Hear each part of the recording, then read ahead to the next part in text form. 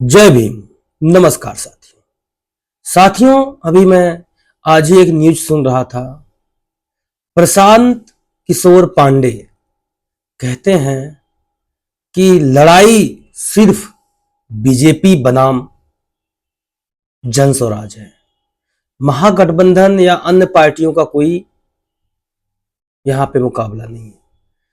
साथियों, मैं वीडियो बनाने का मेरा मकसद है जो समाज में प्रोपेगेंडा तैयार करके पूरी तरह से सवर्ण राजनीति अपने हाथ में लेने का जो काम कर रहे हैं पूरे देश में, इसे हमें आपको समझना होगा।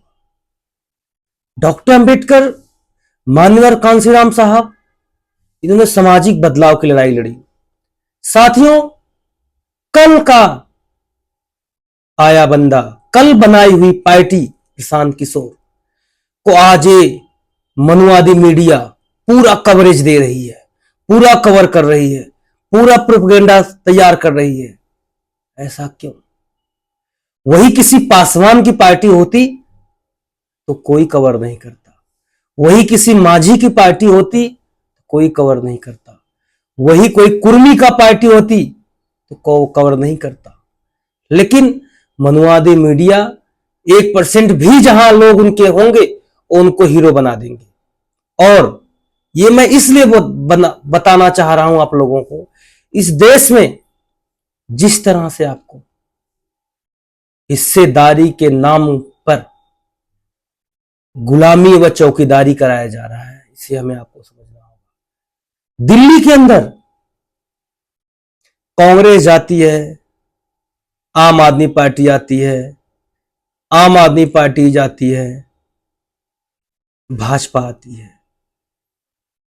क्या किसी वाल्मीकि समाज को किसी पार्टी ने सीएम बनाने का काम किया? क्या किसी मुस्लिम समाज को सीएम व डिप्टी सीएम बनाने का काम किया? क्या किसी वाल्मीकि या मुस्लिम या जाटो या बैरवा किसी को बड़ा मंत्रालय देने का काम किया? नहीं किया। सांसद, विधायक विधायक क्या होते हैं? काउंसलर क्या होते हैं? मनुवादी लोगों के इशारे पे चलने वाले लोग जो अपने हिसाब से क्षेत्र का विकास भी नहीं कर सकते। साथियों, आज तमाम जाटो, वाल्मीकि, बैरवा समाज के लोग या अन्य पिछड़ा, दलित, मुस्लिम जो आम आदमी पार्टी पर भरोसा किया, आम आदमी पार्टी ने एक मंत्रालय तक नहीं दिया। राजेंद्र पाल गौतम अपने विचारों पे काम करने का प्रयास किए तो उन्हें उठा के फेंक दिया। और राजेंद्र पाल गौतम को यह बात समझ में आ गई कि अब यदि सत्ता में रहना है तो गुलामी करना है।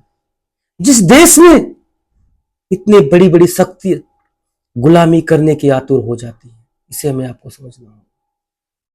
साथियों, बाबा साहब, माननीय कांशीराम साहब, बहन कुमारी मायावती के संघर्ष प्रयासों से यदि कोई बहुजन समाज का एक हित ऐसी पार्टी है, बहुजन समाज पार्टी। बहुजन समाज पार्टी को जैसे बिहार में महागठबंधन को डिनाई करना स्टार्ट कर दिया है, 10-20 साल में खत्म कर देगी, वही काम बहुजन समाज पार्टी के साथ होगा।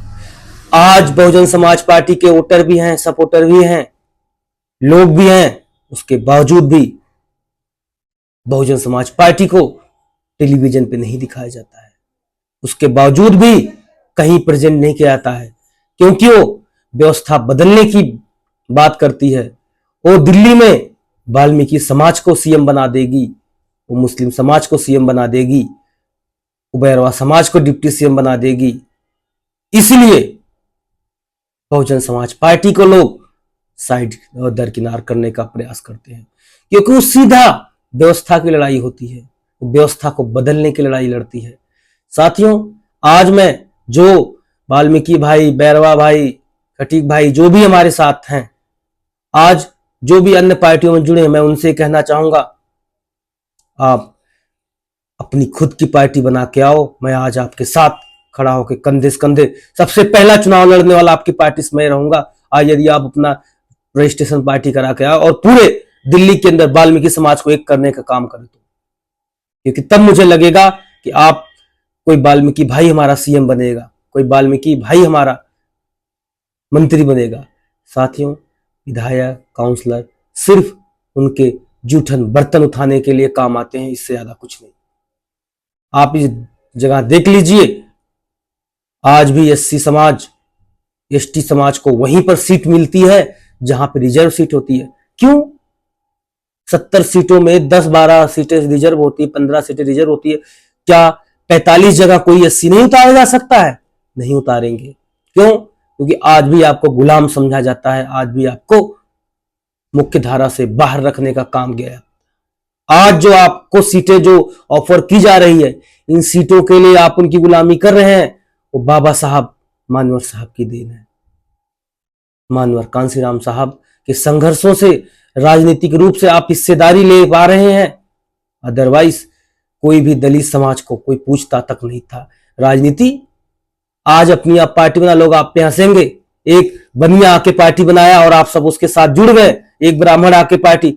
देश में आज भी वाल्मीकि समाज का हो, बैरवा समाज का हो, जाटव समाज का हो, कोई भी अन्य समाज का हो, मुस्लिम समाज का हो, मुस्लिम का नेता बोला जाएगा, और दलित समाज का हो, वो पूरे देश का नेता नहीं बन सकता। एक ब्राह्मण आता है, वो ब्राह्मणों को नेता बनता है, बनियों को नेता बनता है, दलितों को नेता बनता है। क्यों? एक बनिया आता है, बनिया का नेता बनता है, ब्राह्मणों को नेता बनता है, दलितों को नेता बनता है। क्यों? आप क्यों नहीं? आप क्या उनके नेता नहीं बन सकते? वो आपको अपना नेता, अपना राजा आज भी स्वीकार नहीं करते। इस बात को हमें समझना होगा।